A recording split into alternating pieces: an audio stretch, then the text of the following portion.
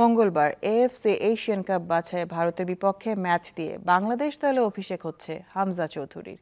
তিনি যোগ দেওয়ায় দলের চিত্র বদলে যাবে বলে মনে করেন সাবেক ফুটবলাররা, তাই ভারতকে হারানো সম্ভব। ওয়ালটন আবারও মিলিয়নিয়ার অফারে ওয়ালটন ফ্রিজ কিনে আপনিও হয়ে যেতে পারেন মিলিয়নিয়ার।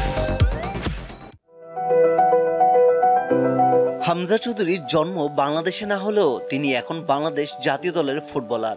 যুক্তরাজ্যে বেড়ে ওঠা এই ফুটবলার লাল সবুজের জার্সি গায়ে দিয়েছেন।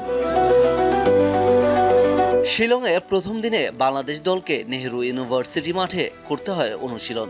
যদিও প্রথম দিন নির্দিষ্ট কোনো সেক্টরে নয়, বরং কন্ডিশনের সঙ্গে মানিয়ে নিতেই বাড়তি মনোযোগ ছিল কোচ হাবিয়ের কাবরেরার।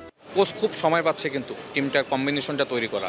এটা আবার ইন্ডিয়া কিন্তু ওদের আইএসএল চলছে, ওরা কিন্তু এত আগে ক্যাম্প শুরু করবেন, এবং ইন্ডিয়া দলটা যদি রিসেন্টলি তাদের পারফরমেন্স দেখেন, পারফরমেন্স কিন্তু তেমন একটা ভালো নাই, যার কারণে তারা কিন্তু সুনীল ছেত্রীকে ব্যাক করে আসে। সুতরাং আমার কাছে মনে হয় যে বাংলাদেশ এই ম্যাচটা, আমি পিছনে যদি বিগত ম্যাচগুলি বলেন তার থেকে কিছুটা হলো বাংলাদেশকে ইন্ডিয়ার সাথে এই ম্যাচটা আমি এগিয়ে রাখবো। ইংলিশ প্রিমিয়ার লিগে খেলা একজন ফুটবলার বাংলাদেশ দলে এটি অনেক বড় বিষয়। তবে মাঠের ফুটবলে হামজা চৌধুরীর বড় উপযোগিতা হতে পারে তার সামর্থ্য ও পজিশন।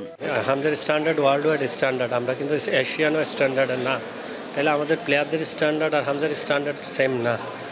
আপনাকে তার স্ট্যান্ডার্ডে আমরা যেতে পারবো না, বাট তার স্ট্যান্ডার্ডকে আমরা সাপোর্ট করতে পারবো। শর্ট টাইমে আপনার তার ভালো কিছু আদায় করতে হলে আমাদের পুরো টিমকে তাকে সাপোর্ট করতে হবে। এই সাপোর্টের মাধ্যমে যদি ভালো কিছু আসে, আমি বলবো যে টিম ভালো রেজাল্ট করবে। ফিফা র্যাঙ্কিংয়ে 185 নম্বরে থাকা বাংলাদেশ দল অনেক সময় নিজেদের চেয়ে এগিয়ে থাকা দলের বিপক্ষে খেলে, আর এই ধরনের ম্যাচে রক্ষণভাগে দায়িত্ব বেশি থাকে, যে কারণে 27 বছর বয়সী হামজার সংযোজন বাংলাদেশ দলকে দিতে পারে বড় ভরসা। পারভেজ খোকন, দীপ্ত স্পোর্টস।